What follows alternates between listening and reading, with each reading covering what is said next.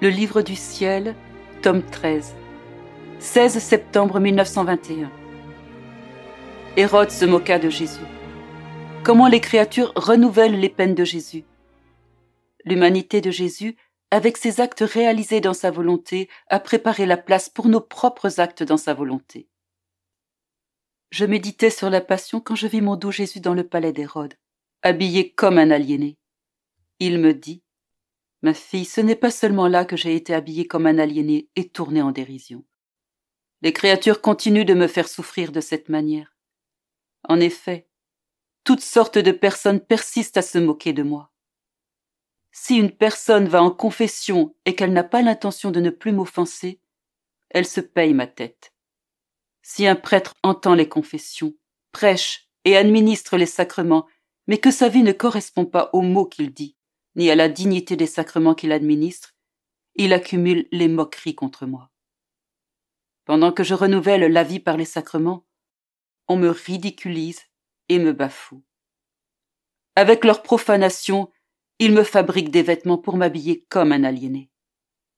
Si des supérieurs demandent des sacrifices à leurs subordonnés, ou la pratique de vertus, des prières, de la générosité, et qu'au contraire ces derniers vivent une vie de confort, de vice et d'égoïsme, là encore on se moque de moi. Si les dirigeants civils et ecclésiastiques insistent sur l'observance de la loi alors qu'eux-mêmes la transgressent, ils se moquent de moi. Que de plaisanteries on se permet contre moi. Il y en a tant que j'en suis fatigué. Surtout quand sous l'apparence du bien, on distille le poison du mal. On se paye ma tête comme si j'étais un amusement ou un passe-temps. Mais ma justice, tôt ou tard, ridiculisera et punira sévèrement ceux qui se moquent ainsi de moi.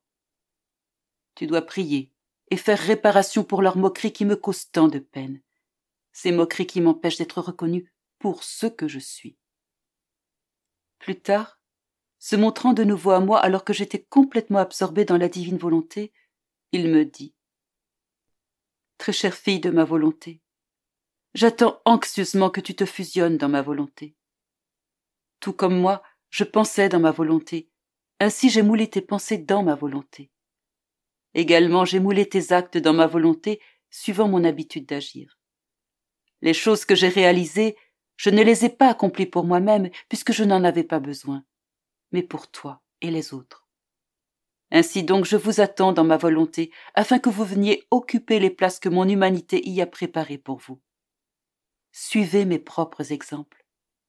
Je suis content, et je reçois une grande gloire quand je vous vois accomplir les mêmes choses que j'ai réalisées dans mon humanité.